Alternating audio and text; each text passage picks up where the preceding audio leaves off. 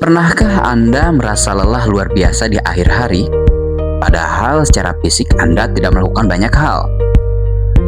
Seringkali kelelahan itu bukan datang dari otot kita, melainkan dari pikiran yang mencoba menggenggam hal-hal yang tidak bisa kita raih.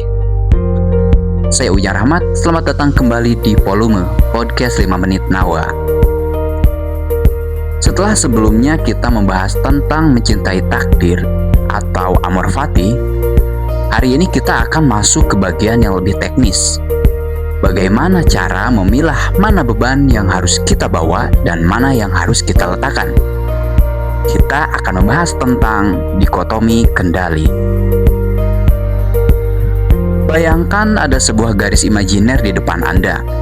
Di sisi kanan adalah hal-hal yang berada di bawah kendali penuh Anda, seperti pikiran Anda, niat Anda, usaha Anda, dan bagaimana Anda merespon sesuatu.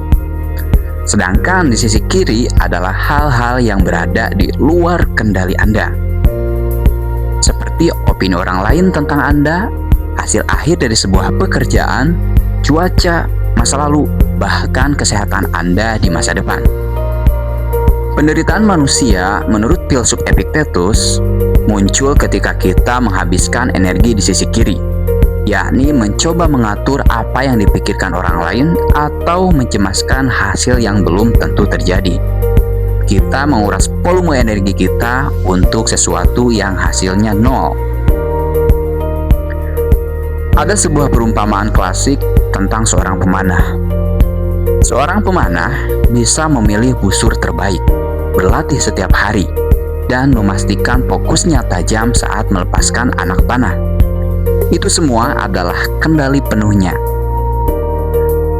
Tetapi, begitu anak panah itu lepas dari busurnya, ia tidak lagi memiliki kendali penuh.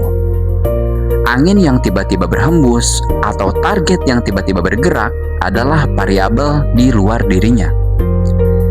Jika si pemanah hanya bahagia jika panahnya tepat sasaran, maka kebahagiaannya bergantung pada keberuntungan. Namun, jika ia merasa puas karena ia telah melepaskan panah dengan teknik terbaik yang ia miliki, maka ia tidak akan terbebani oleh hasil. Itulah esensi mengalir tanpa beban. Menjadi pemanah yang bangga pada usahanya, bukan sekadar pemuja hasilnya.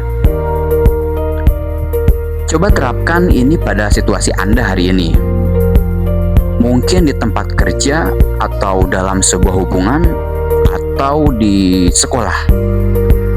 Saat Anda memberikan saran kepada rekan kerja dan mereka tidak mendengarkannya, jangan biarkan itu menjadi beban.